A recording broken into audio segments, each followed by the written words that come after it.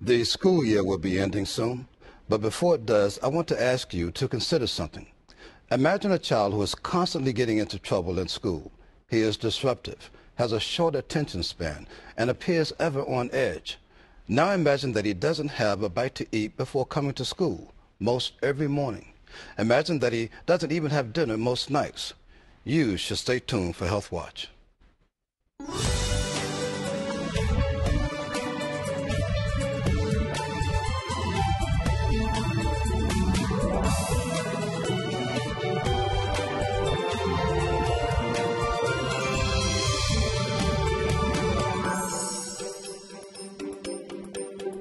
Hello, I'm Terrence Affer Anderson, and this is Health Watch. Last year, Virginia First Lady Dorothy McAuliffe observed that hunger is real. Hunger is invisible in many cases. Hunger is here. Governor Terry McAuliffe noted that on any given day, 300,000 Virginia children go hungry, adding that childhood poverty in the U.S. is at a 20-year high. 1 in 4 children is not getting enough to eat. No, we're not talking about an impoverished third world country. We're talking about children right here in the U.S., American children, children right here in Virginia. That young male student that I was talking about earlier, he was not a fictitious youth. He was quite real.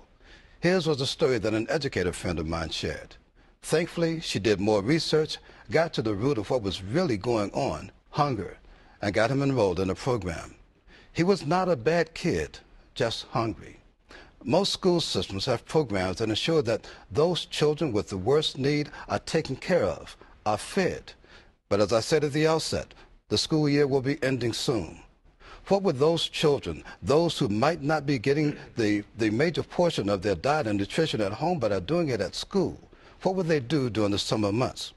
Well, today on Health Watch, we're going to share information about a dynamic program that does a great job of standing in the gaps.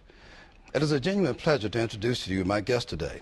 They include Dr. Michael Welch, Director of the Virginia Department of Health, Division of Community Nutrition and Special Nutrition Programs, Mr. Greg Scott, Founder and Chair of the Cover 3 Foundation, and Ms. Stephanie Wood, Treasurer, Cover 3 Foundation. Guys, I want to thank you all so very much for coming to Health Watch and joining us today to talk about this very, very important topic, childhood hunger. Dr. Welch, when we talked earlier as we were preparing, you impressed me as someone with a singular passion and a genuine interest in childhood hunger in Virginia. And I was just so very impressed with that. But we're here today to talk about the Summer Food Service Program. What is it? Sure, thanks. Thanks for having us to explain this program. The Summer Food Program was established by the Department of Agriculture in 1975 to augment, as you already mentioned, the feeding children when school's out. So this program simply, when the schools are out during the summer months, when children don't have a place to receive nutritious meals, can go to feeding sites around the community in order to be fed nutritious meals. This is vitally important because we know even well-fed children have an academic slide during the summer months, those 3 months when we're out of school. But again, imagine children that aren't receiving proper nutrition. Their academic slide is even greater. So it's a real issue with young children that we still see a bit of a slide during the summer months if they're not getting proper nutrition. Correct. Yeah. What kind of sites are affiliated with the Summer Food Service Program? A site qualifies by being located within a school attendance zone where at least 50% of the children already receive free or reduced meals during the academic year. So for example, Granby High School is a little bit over 52% of their student population receives free or reduced meals during the school year. So any location within the attendance zone for Granby High School could qualify as a feeding site. So we're looking for places where children tend to go during the summer months for other activities, and I'm sure Cover 3 will cover the activities that they do during the summer. But while they're there, they can receive 2 free meals a day.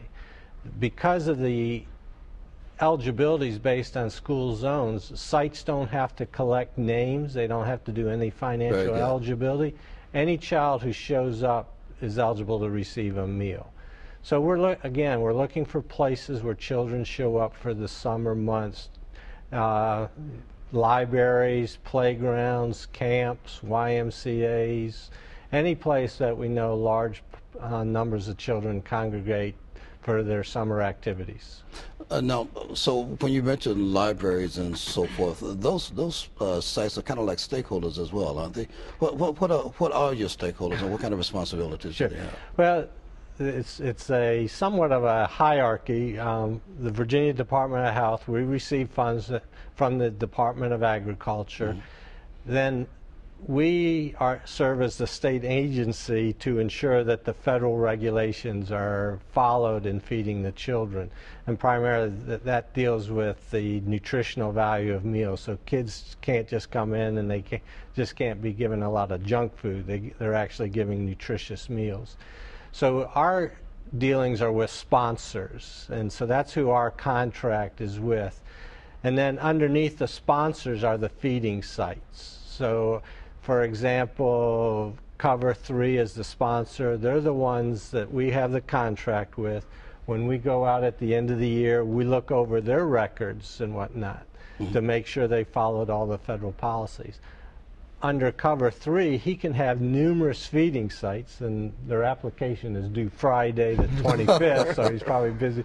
So they can have numerous feeding sites. And again, he's responsible to ensure that the feeding sites are following federal policies and regulations.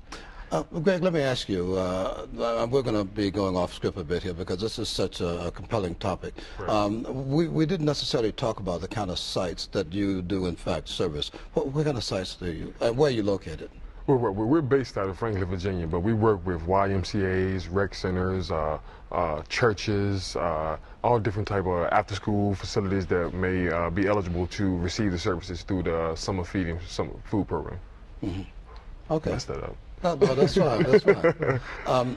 So I mentioned earlier Dr. Welch, First Lady Dorothy McAuliffe, and she is working on. She's the chair of the Commonwealth Council on Bridging the Nutritional Divide. What information, what insight can you give us about that? Sure.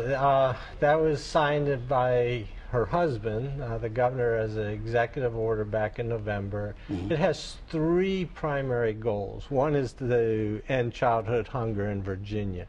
And as you mentioned, you know, when we think of childhood hunger, oftentimes we see the pictures of third world developing countries. Yes, yeah. With the children emancipated and whatnot. But hunger is an issue in Virginia, spread throughout. Even in the wealthiest communities, you're going to have pockets where children really do not understand or know where their next meal is coming from. And so one of the major goals is to end childhood hunger, focusing on the several programs already in place. The summer food program is one, the SNAP, which is the old food stamp program. What is SNAP an acronym for? It's the Supplemental Nutrition Assistance Program. Okay. So that's the program. We also have programs to allow food for daycare centers, adult daycare centers. So it's just how do we increase the efficacy of these programs so that we reach everybody in need. So the major goal, one major goal, is to end childhood hunger. Along with that is also to promote the #1 industry of Virginia, and that's agriculture. Yes. How do we ensure that we continue to promote the agriculture industry in Virginia, particularly tying in a lot of these programs with the farmers markets, as farmer markets are continuing to grow in communities.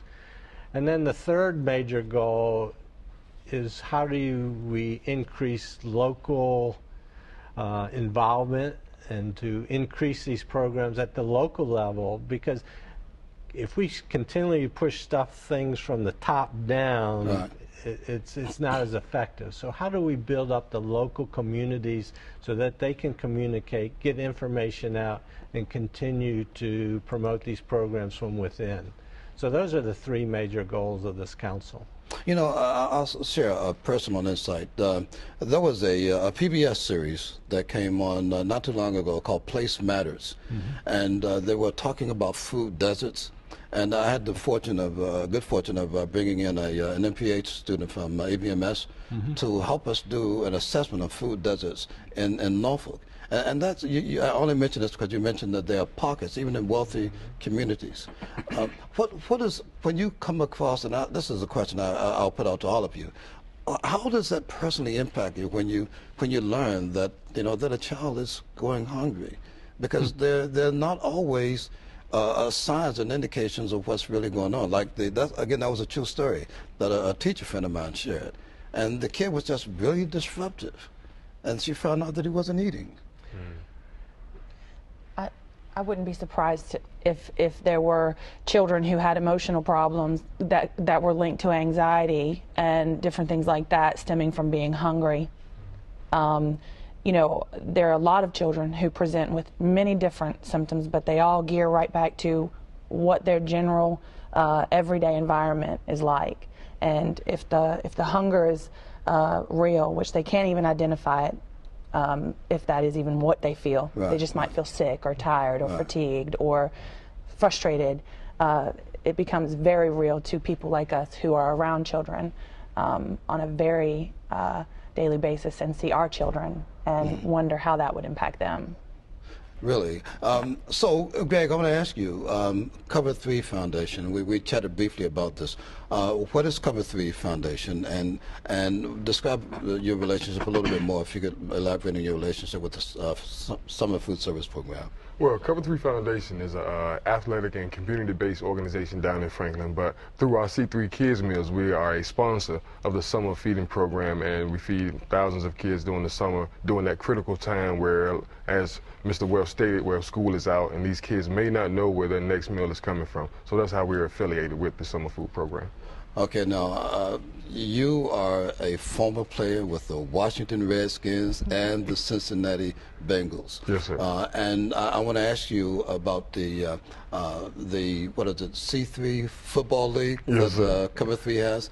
But with your background, yes, being in professional athletics, what brought you to Cover 3? You found Cover 3, you started Cover 3. What motivated you? Well, Cover 3 was filled out of a lot of personal voids that I feel that our adolescents had in our area, especially down in Southampton County, but surrounding counties as well. And we wanted to fill that void.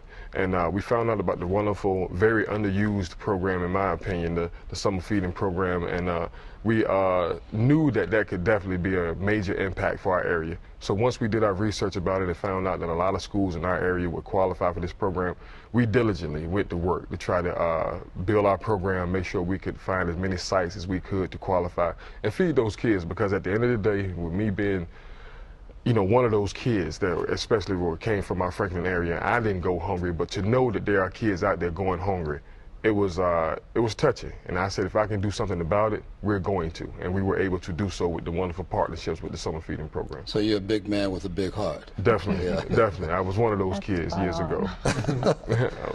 So the Cover 3, the C3 Football League, tell us about that. Our Cover 3 Youth Football and Cheer League, it's very special and near and dear to us. This league was once a league that I played in as a young man, but it was called the Franklin Little League at that time.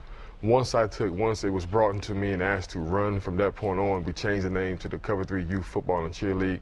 And we have about 380 kids, football players and cheerleaders that are involved in that. We had about 80 volunteer coaches. So it was a wonderful community event where we bring the young men and young ladies out and teach them gives them structure, teach them the basic fundamentals of football and cheer, some of those hard lessons that you learn at those places you're going to use in your everyday life, teamwork, sportsmanship, working hard, working well with others. And it was just, it's a very near and dear project to me, just to sit back now and watch and be able to see these young men and young ladies participate in just those wonderful Saturdays where we bring it out. It's a very awesome family atmosphere. So it's a wonderful program. I love it. And why Cover 3? Is it Cover 3 Meals or what is it? Now, Cover 3 is, of course, a football defense, and also... Well, see, that shows you how much I know about football. That's why I sit in the stands. Right. Cover 3 is a football defense, but it also, Cover 3 has three important principles, which I believed I could control every day, and I wanted to relate those principles to our children. And that's have a great attitude, have a great work ethic, and have a great commitment.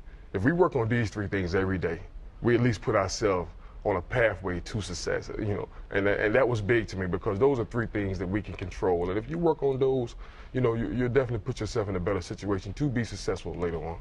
Now, you also have the Reach and Teach Network. Is that what it is? Reach, Teach, Feed initiative. Reach, Teach, Feed initiative, and the there's one other program that you got. Future Fathers. Future Fathers. Right. I'm particularly interested in that. But Right. tell us about the Reach, Teach, and Feed. Our Reach, Teach, Feed initiative is an initiative that we started where we wanted to encourage our children and their parents to eat smart, eat healthier, and also through food, nutrition, and awareness. And also, you know, we're really trying to start a dialogue, a conversation on our social networking medias to really make that a topic to be talked about, because things can only start with a conversation. Once the conversation is started, usually things after that tend to happen.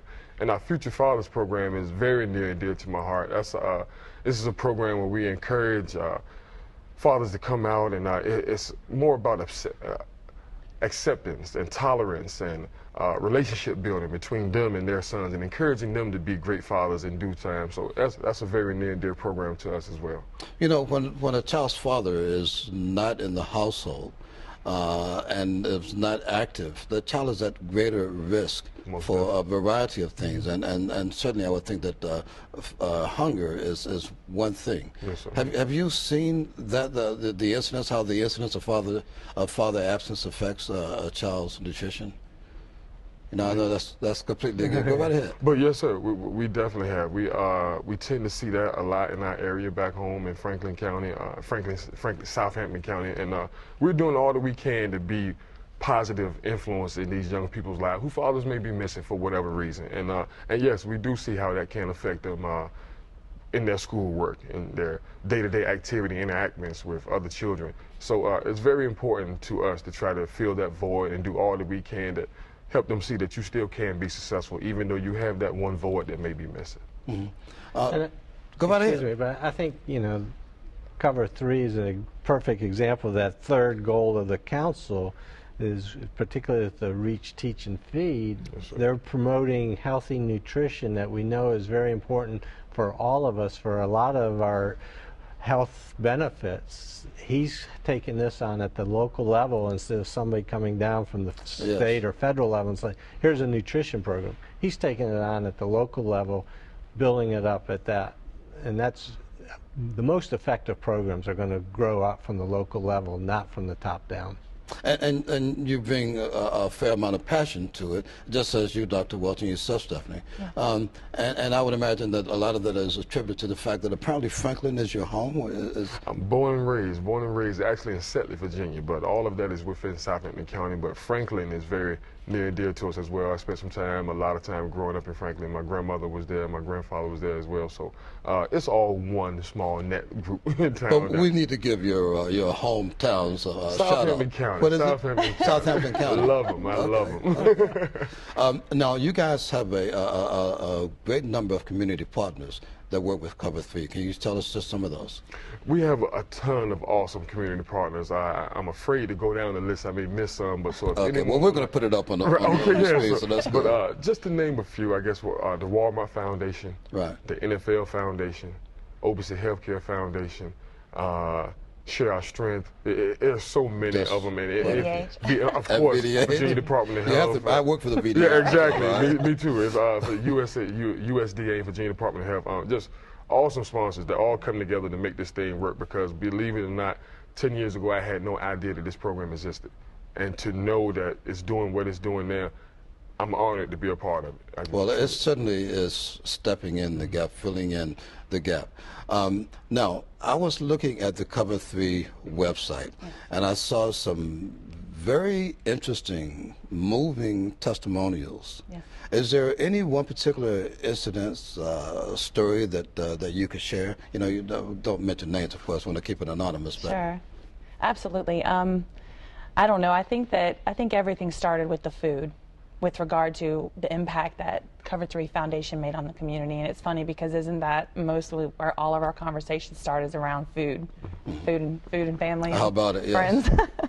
So through the food, we started to meet families, meet children, but we didn't know who specifically those children were. You know, our sites knew who they were, and the volunteers and the servers, but coming into our youth league this year, we had a few families to tell us that their children had benefited from C3 Kids meals, both at the summer level and during our after-school program through the Child and Adult Care Food Program. And to hear that was great, because we could finally see a face that specifically went with a person instead of just a round number, which is oftentimes what you find yourself dealing with, you know, especially at the level with there's so many children. But those people had stated how we had affected change in their life, and then they were inspired to affect change in their community and became volunteers of the league.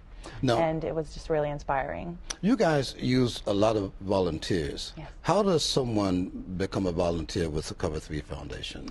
And how would they be used? Right. A lot of our volunteers are at our feeding sites, and we consider them volunteers and partners in our fight to reach, teach, and feed. A lot of our volunteers are youth football coaches and cheer coaches. Anyone with a passion to just generally volunteer at the foundation, whether it's stocking shelves or going through expired canned goods or whatever, they can apply on the website to volunteer in any one of our programs. What has your journey been like, Stephanie, working with Cover 3? Right. I believe it's a bit of a calling for me. I've been in youth sports my whole life, but I was also someone who has a very real passion for helping others. And I met Mr. Scott after both of our athletic careers were finished, mine with coaching basketball and his with playing football. And you coached basketball in high school or in recreation? I coached basketball with a lot of different people, but mainly as a skill development nationally. And coming back to that area and now having a daughter, getting with the youth and becoming a part of a community I had finally, called home was really inspiring for me. So it's been a great journey, and we get after it. So well, I want to make sure that we get some contact information, and whatever time we have left, I'd like to give you an opportunity to add. And so, how does someone, Dr. Welch, identify a site where they can participate in the summer food service program? That's a very important question. There's actually two major ways. One is if they have texting ability on their phones, they can text the word food to 877-877. Well, that makes it easy, doesn't it? Yeah, Yes. And that's run by Share Our Strength, one of our nonprofit partners. And once you type in your address, then they'll send you 5 locations that are closest to that address where you can go receive meals. They can also call 211, which is sort of the social service hotline, and the operators there will ask for their home address, and again, they'll give them sites that are close to their home address. And then lastly, they can go to our website, which is vdh.virginia.gov, and they can find sites there as well. Yeah, so I put up a long website address on the board, but all I have to do is VDH? Yeah, it's vdh.virginia.gov. Right. Okay. But I think probably most people nowadays are texting is probably the easiest way. Is just, again, text the word food to 877-877. That makes it very, very easy. Yeah. And the Cover 3 Foundation, how does someone reach you guys? They can go right to our website as well, cover3foundation.org, or they can call us on our office line. Our office line is 562-2252. And they can also, as far as wondering about summer sites, they can go right to our website, go to our summer food program, fill in their information. We'll accept their application, and we'll contact them and let them know whether they're eligible or not. But we look forward to working with a lot of people. Okay, again, I would like to give all of you an opportunity to add anything that you would like, because, again, this is such an important topic. Sure. If there's any other thoughts. Well, two. One is, we've been talking about the nutritional impact that this program has, but also we realize there's a big economic impact on families during the summer, because now you've got to go out and spend extra money to buy groceries for the children. So this, for those families that need some economic help and grocery, this is a great way of augmenting that, so they can actually, not have to worry about buying every meal, so they can save some of their funds for other activities. And what was the other thing? And then the other is, if you want to be a site, we can still add you. We can add sites throughout the entire summer. So you can give us a call at the Department of Health. The number is 804-864-7800, and just say that you're interested in being a feeding site for the summer, and they'll line you up with the right person to talk to. Beautiful. Greg, any last word? We're just honored, speaking on behalf of Cover 3 Foundation, to be affiliated with such a wonderful program, wonderful partners, and we're just thrilled to be a part. My whole life, a lot of great people helped me, and to be in a position where we can help thousands of children every day through this wonderful program, it's a total honor for me. Well, guys, I want to thank you so very much. This is such a very important project that you're doing. Steph, I didn't mean to leave you out. Is there anything else? I'm fine. I'm great. Yeah, this is such an important initiative. It really, truly is, because there are a lot of kids that are going hungry in Virginia, across the state. So it is my honor to have each of you on the show. And Greg, I would say to you that it's a good thing that you went a defensive lineman when I was playing sandlot ball. One of us would have gotten hurt, and I would probably been looking like I had on a lot of makeup.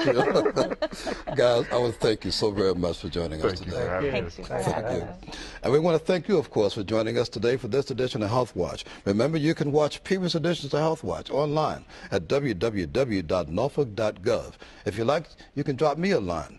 You can also email me at terrence.alfred-anderson@vdh.virginia.gov. Please also feel free to give me a call at 757-683-8836. Again, that's 757-683-8836. For the Norfolk Department of Public Health, I'm Terrence Alfred-Anderson, and this has been Health Watch.